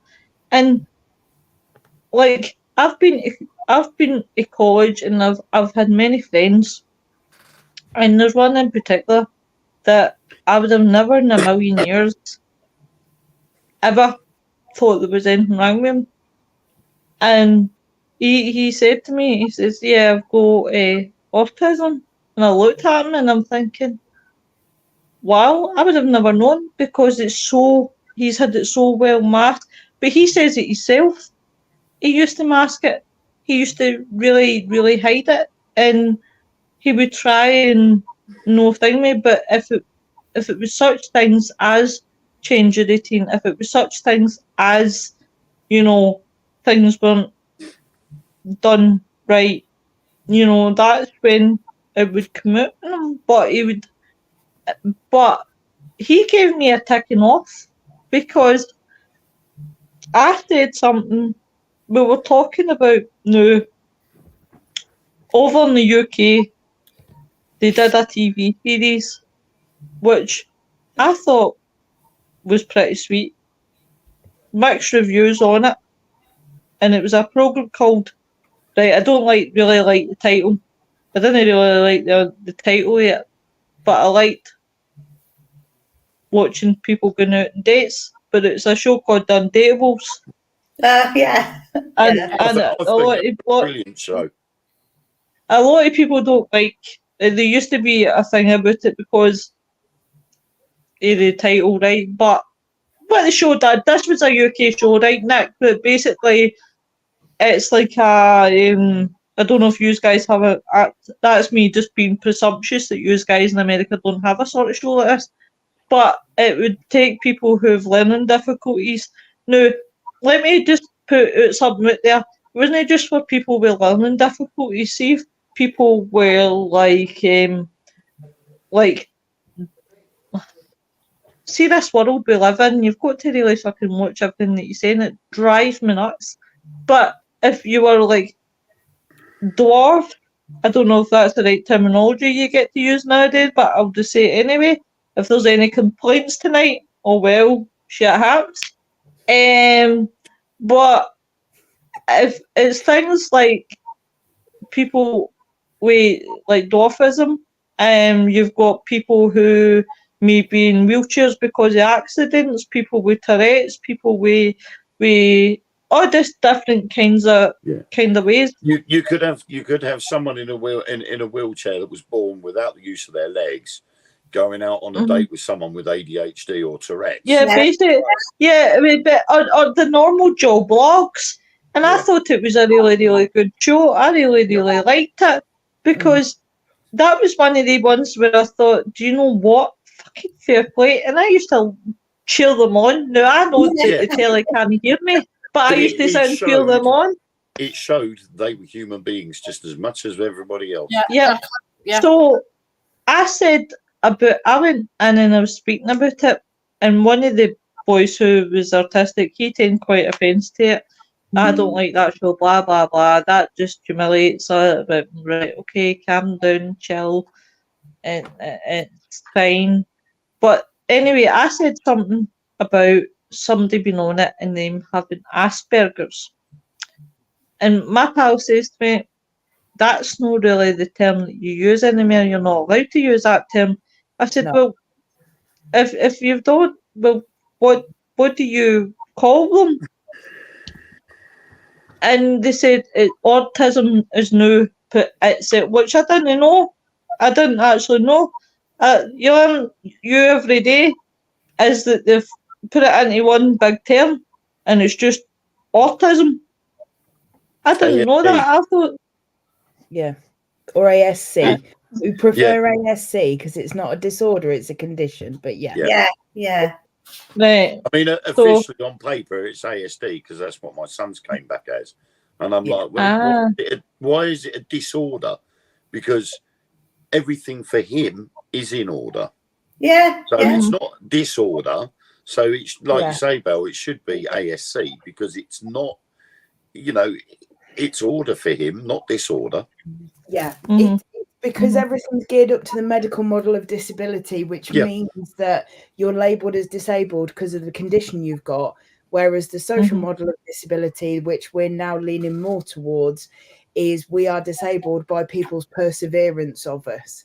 So we're not actually disabled, it's other people that perceive us to be disabled, and that's what causes the stigma. So yeah. Mhm. I'm going to quickly run through these comments, guys. I feel so ignorant to the guys in the chat, but I'm sure you will understand tonight. The biggest thing missing is education in various conditions where ignorance comes in. Noreen, I love you. The more things are discussed, the awareness comes about. Where are we going? Noreen says, when I first started working in homes, I never discussed my issues as it was very apparent if you had depression or any hint of mental health conditions, you wouldn't be employed. I'm going to come back to that one in a minute. Shocking thing is, though, it's not just carers. I had my eyes opened by a few trained nurses. You think why they do the job? They obviously don't like people. Don't even get me started, Noreen. Oh, that's a totally different show. And I would have that many F bombs. Nick would need to use the machine to go beep, beep, beep. Honestly, you portray what you think is acceptable to society. And you're so right, Belle. I'd still do that today. I come away from doctors after acting like nothing is wrong, then beat myself up thinking, why did I do that again? It just becomes a normal way of getting by, especially if you say, sake, appointment goes on too long. And Eric says, little person and mobile challenged. That's me. You're trying to get me shot, Eric. So right, this is where Thing I'm is, coming as back well, to. though, it's a lot of doctors want to take the easy way out. It's the same Yes. as it's the Yes. same as when you go down there and you say, "Oh, I've got this, I've got that," and the first thing they do is reach for the prescription pad and prescribe you some antibiotics. Then all of a sudden, there's adverts going out there saying, "Don't become dependent on antibiotics, otherwise your body becomes immune to them, and then the antibiotics will not work the next time when you need them." So, and it's the same with trying to be put onto the spectrum. They would rather just go down the road. And I think, correct me if I'm wrong, Belle, isn't that the reason why, or one of the reasons why, they've just gone with the ASC rather than autism? Because the autism spectrum now is getting so broad that it's going to take even longer. If you want to specify what form of autism it is, you've got an even longer road to go down. So it's just easier now to go ASC or ASD. That's what you've got. You won't go down the road of, well, it's Asperger's or it's ADHD or it's this or it's that. They'll just go ASD, ASC, whatever, and boom, go for it. Yeah. So what it is when you talk about a spectrum, what most people visualize when you talk about autism spectrum and being one end or the other is actually a ruler, and either you sit this end or you sit this end. Yeah. But actually what it is, it's more of a scatter graph, and actually neurotypical people, so you know, those without autism, ADHD, those kind of things, you can have a really bad day. If you're having a massive sensory overload in the morning as a neurotypical person, you can pretty much wipe off the rest of the day. You know, you put the wrong socks on, you walk out without your coffee, you can't start your car, it throws you off for the whole day. And your spiky graph can actually look very similar to somebody who is neurodivergent. So to try and get away from that whole you sit this end or you sit this end, they're now just calling it autism spectrum disorder or autism spectrum condition. But actually one of the reasons for people that have previously been diagnosed with Asperger's, they still identify as Asperger's or Aspies. But actually that term is now not being used. It used to be high functioning autism, even though autistic people like me, I'm classed as high functioning because I run 2 businesses and I've basically got my life in order, and according to them. And what they see is, oh, well, you can cope with everyday life, so you must be high functioning. And it's like, I shouldn't have to cope with everyday life. I've had to adapt for what society is actually pressing on me and what I need to do as an adult. But Asperger's, it was originally called Asperger's because it was founded by Hans Asperger's. He did a lot of research, but actually what he would do is he would perform medical experiments on the prisoners of war that were in the out in Auschwitz. Yeah. So it's suspected that he's got links to neo-Nazi Germany, and how he's managed to actually collect all of this research around high functioning autism and Asperger's is because he was doing experiments on the prisoners. So obviously that's got the negative connotations now. They now don't. Nikki's joined. Hey, Nikki, you made it. Morning. Hey, Nikki. Nikki, Bill, Nay, Lynn, Wayne, Nikki. Joe and Kate were on earlier, but unfortunately, Joe had to leave for obviously his show, and then Kate she had an appointment, so Don's on soon though. Sorry to cut straight in, Bill. What were you saying, my love? Yeah, it's just the reason that they now call everything autism spectrum disorder or condition. It's because, you know, even as a neurodiverse person, we can have good days, we can have bad days. There are days we don't get out of bed. There's days that we can actually be so much more productive. So it's not putting somebody one end of the spectrum or the other, because it's not a sliding ruler. It's not okay, well, I sit here so I can actually function really, really well, so I can take everything you throw at me. I'm going to take the comments, I'm going to take the judgment and everything else, because I can take it, or actually I'm not going to go near that person because they're behaving in such a way it might be contagious. Like that kind of whole thing. So it's just now done as a collective. And actually from a neurodiverse perspective, a lot of us who have been diagnosed previously, we actually prefer that because it's a lot less derogative. It's not we're one end or the other. It's actually we just identify that the wiring in our brains not the same as everybody else's. I'm going to quickly, what I'll do is I'll go to Noreen's comment, because there was something I wanted to add to that, and then Nikki, you can jump in and you can tell people as well. Right, so obviously, going back to Noreen, when I first started working in my homes and I would discuss my issues, is it was very apparent if you had depression or any hint of mental health condition, you wouldn't be employed. I totally get that, Noreen, because when I get first diagnosed with what I got diagnosed with, it was very, very tough, and I would be very, very scared as well. And it wasn't long after I got diagnosed, I would be worried about wee small things. What if somebody said this and they believed that person or me, or what if this happened, blah, blah, blah. As time has went on and the years has went on, I am very, very open. I make hilarity about what I've got. I always use the excuse I've got 28 personalities. I don't know who I'm waking up today. You might get Martha, you might get Dave. I might even throw in a wee bit of Wayne. You know, I would just... I'm talking about one of my personalities, love, calm down. But it would be one of those ones where I would have that laugh and joke about it, but I don't take it so seriously, because it's just, I just think, you know what? There's people that come into your life that will take you for who you are, right? And this goes for anything. It doesn't matter whether it's mental health, whether it's autism, anything like that. The right people that are in your life are there for a reason, right? Yeah. See the people that can't accept you for who you are, right? Then that's their problem. That's not my problem. And I'm at the stage of, well, if people don't like me, and there is a lot of people that don't like me, I'm at that stage now. Even it gets me down a wee bit still, but then I say to myself a few years later, and the time that I stop thinking about it, is, you know what, that's their issue, that's not my issue, they don't like me, that's their problem, not my problem, sort of thing.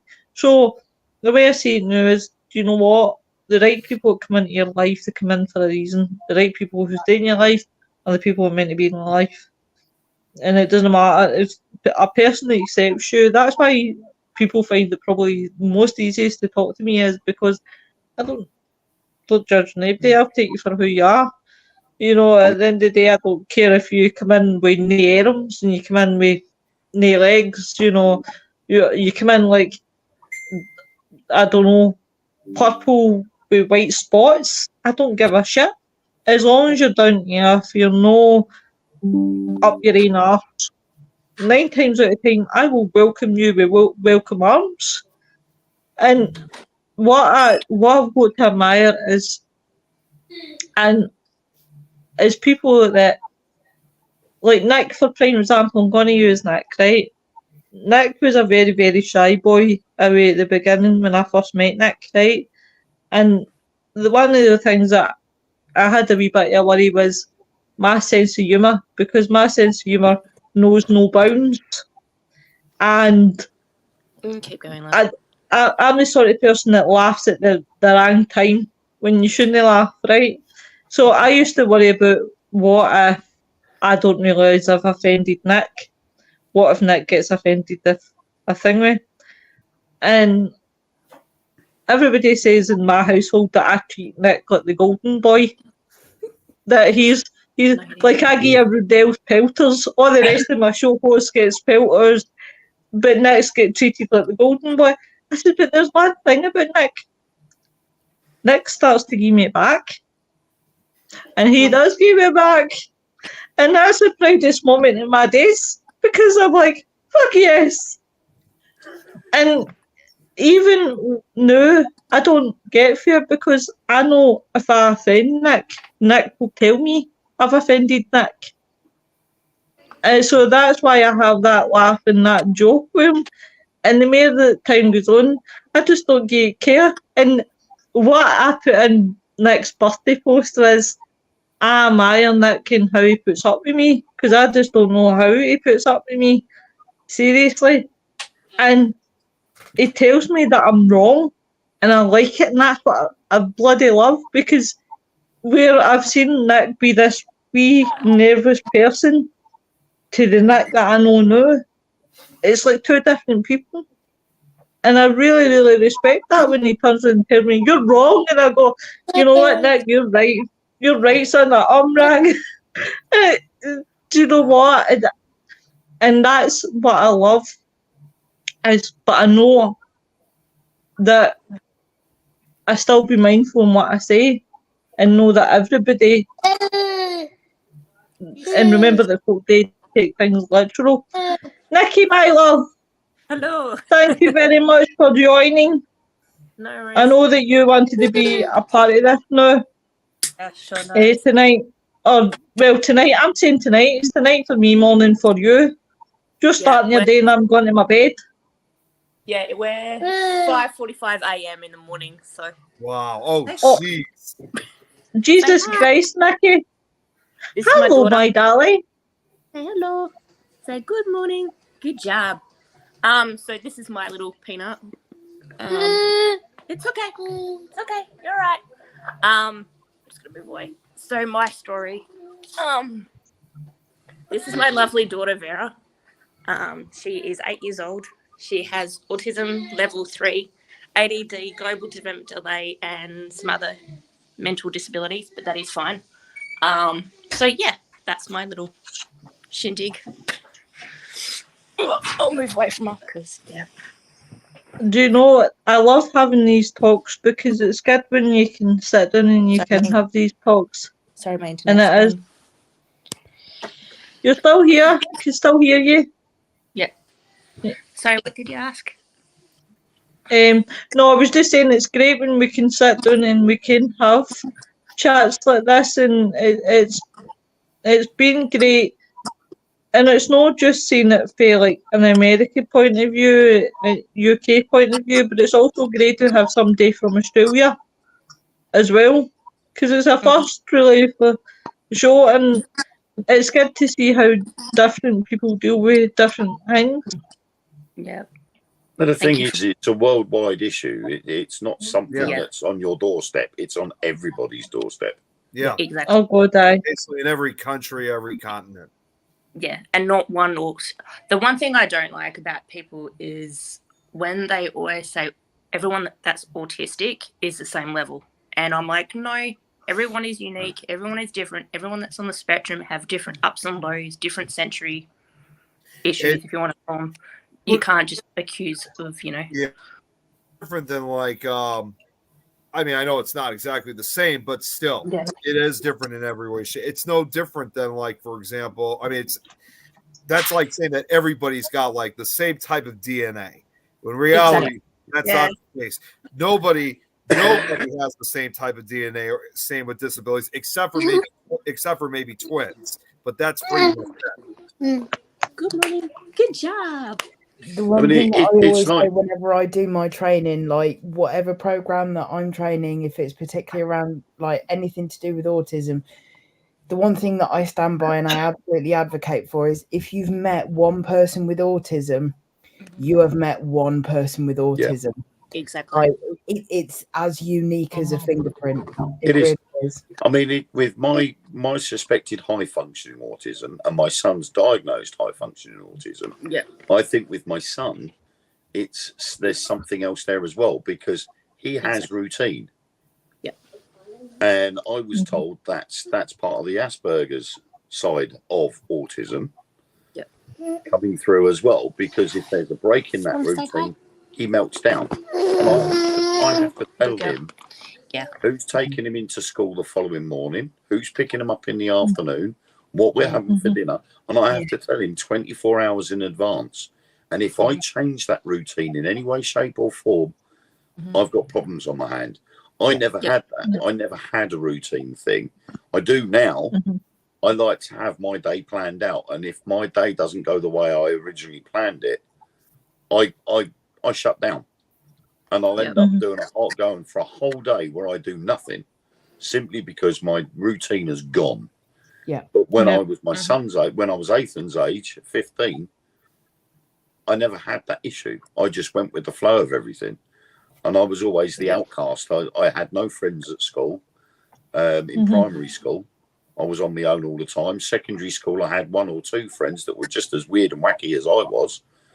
And then all of a sudden, when autism became a thing and it came to the forefront and people were made aware of it, all these people that I tried to be friends with at school all started adding me on Facebook, and I became friends with them again. And I'm like, But you didn't want to know me when I times was do at you? school, but now all of a sudden you want to know me, and it's not because of who I am and what I do now. It's because they've realised that my brain was thinking differently to theirs, and they've now realised that and accepted it, and they've sort of like come back and said, "Hello, Wayne, how are you? I haven't spoken to you in years." And I'm like, "Yeah, what a surprise!" And then I turn around to Ellen and say, "This person hasn't spoken to me in 30 odd years." God, but how much do you find that though, that people that you do go to school with, that suddenly a few years later and you're like, what the hell, you didn't want to know me back then, why know me now, sort of thing? It was more the ones that didn't want to know me at school, even though I tried to make friends with them and I tried my best to be friends with them. They didn't want to know. And it wasn't until years later, and obviously with the advent of Facebook, it was reconnect with your old friends. And you'd add a friend that you were friends with at school, and they would be connected with all these other kids that used to go to school with. And then all of a sudden they'd be like, so-and-so's added you as a friend, accept or reject. And I'd be like, you wouldn't give me the time of day at school, so why should I accept you now? But I talked to about 10, 15 children that were in my class in the same year as me at school, and they talked to me like I was friends with them at school. I know. But I've accepted them because I've accepted them as friends on Facebook, simply because, yes, I don't bear grudges, apart from certain people, depending on what they've done. But these people, they didn't understand me. And so now they do. I'm quite happy to open that door and say, look, that was then, this is now. We're all different people. You're okay then. Just out of curiosity, and this is a question for Nikki and Nick. Nick and Nikki. I don't like this, two ends. Same nearly saying. How do you guys tackle it in America and Australia? Like, how does your schools treat it? Do your schools like have awarenesses, or even try to give some sort of awareness to other children? Nick, do you want to go first? Yeah, I mean, I don't know exactly how I mean, I don't know exactly the full details of how it all works, especially today. But what I can tell you though is that my mom actually works for she actually does work for a school. She's kind of how can I describe her? She's kind of like a recruiter, I guess, for lack of a better term.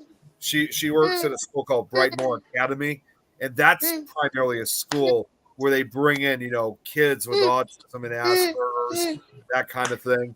As far as the actual environment itself, I'm not sure how it usually works with the kids, although I have heard, though, that in the past, when there were issues that were going on, like to the point where staff just couldn't get that understanding, the parents were often called. But obviously not their child. It's like, most of them are kind of at a loss. Like, they don't know what to do. Like, they're not, unlike what it was years ago when they just, would do their own thing, and usually it would not be a good thing for the most part. A lot of these other teachers, while some teachers know how to deal with them, there are many others who really have not been trained to deal with it. So it's kind of been a mix-up over the last number of years. Oh, right there, that's Angela. She's a new friend of mine. Doing that? She's a new friend of mine in the Chicago area, so good to see you. No reasons. I make like myself in my ways, but when I was younger, I don't know if you're comfortable knowing how I felt. I accept my differences now. I think I was too busy. Why is that just shorty? I think I was too busy trying to fit in a world that didn't fit me. I'm nearly 64 now, so it's taken me a long time, but it's easier now to be different but not perfect. But I don't care what people think. That's how think now. I don't know if that comes with age. I think it is, because I'm 35, and 20 years ago, if you tell me I would have been this brazen, I would have told you don't be so daft. But I think that awareness has now helped me immensely to be myself. So Nikki, what, from an American point of view, sorry, because I'm looking at one Nick and then I'm looking at another Nikki. That's okay. If the Australians, I know it's too weird having two Nickies, but it's one male, one female. It's okay. It's all good. So from an Australian point of view. Oh, so you can actually see me. So Vera's school is fantastic. So their school is separated. So there's mainstream and then there's education support. Her school is an autistic-based school. So they do speech, occupational therapy. All children have devices that are non-verbal that cannot communicate. Also, we use PECS. So PECS is, I think you may know. So PECS is, it's a, how would I explain it? And I might go and grab one. No problem. So, but yeah, the school's fantastic. Also, during like break or recess and lunch, they all integrate. So the mainstream kids can interact with ed support. I'll just grab what she uses to communicate. So at the moment she's using these tiles, which we've got. I don't know if you see them. And then she'll just tap. Let's go to the car. And then it'll kind of speak for her, and then she has to learn, hey, this is how I can communicate. But yeah, their school is amazing. Apparently it's ranked one of the top schools in Western Australia for children that are on the spectrum. So yeah, and they interact with everybody and get along. And Vera has a lot of friends, but yeah, she does find it challenging when we're out in the community, because a lot of people don't kind of accept it. But when they like, oh, why is your child doing X, Y, and Z? I'm like, just, she's on the spectrum, please leave her alone or give her space. If kids come up and want to, talk to her, kind of let them do their things. You know what, guys? I'm going to say I find animals I'm going to have to cut this really, really short because Joe's due on in 5 minutes. I think animals are brilliant with kids that are on the spectrum, because my oldest cat, she doesn't like many people, and she's not too keen on kids. Though she tolerates my boy to an extent. She's not really good with kids. But when the lassie up the stairs whose child had really bad autism, she used to come down and I used to look after her. And long story short, my oldest cat was brilliant with her. And she could have probably pulled her tail and she wouldn't have bothered, but she never used to bother. She wouldn't, because my cat's quite fly, because when she lies in her belly, it's like a scene out of Jaws. She's basically waiting and hiding for the attack. But she's so brilliant. She was so brilliant with her. It was unbelievable. I never used to have a worry. I have to worry about my cat, because my cat would go up, rub herself against. Hiya, Kelly. So obviously it would be that sort of way. You put me off with that cheek. So it would be obviously how thingy my cat would be. Right, guys, I'm going to have to sort of sadly cut this short, because Joe's on in like 4 minutes. Hello, beauty. You are beautiful. Can I just say you're beautiful? What I would leave with everybody with the thoughts is, please watch the show tonight. Please be more mindful. Please be more open to things like this. And you've just stole my heart, Ian. But definitely, guys, please take something away for this tonight. I just want to thank Belle for coming on. Nikki as well. I'm so sorry it's that time in the morning for you in Australia. But thank you very much for coming on. Guys, thank you for everything. Wayne, Lynn, everybody. Lynn, Nettie, Nick, everybody.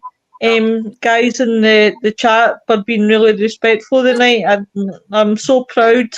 You're very welcome, my love, because I was quite worried about the whole Twitch situation. That's how my eyes have kindly been on the comments, shall we say.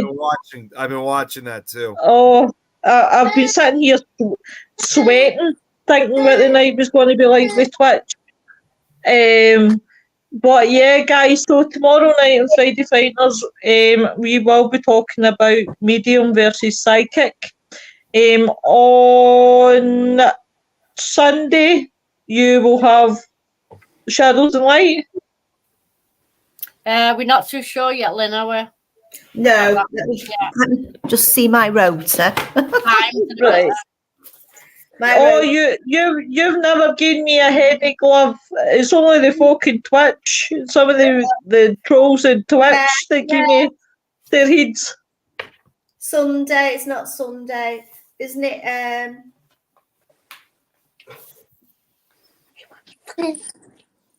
I'm working till 9:30 Sunday night. Right. So nothing on Sunday.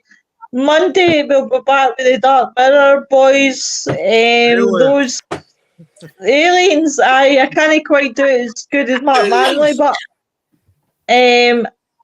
on Tuesday we'll be talking about human combustion. So that'll be an interesting one as well, guys. But definitely, guys, you all please take care.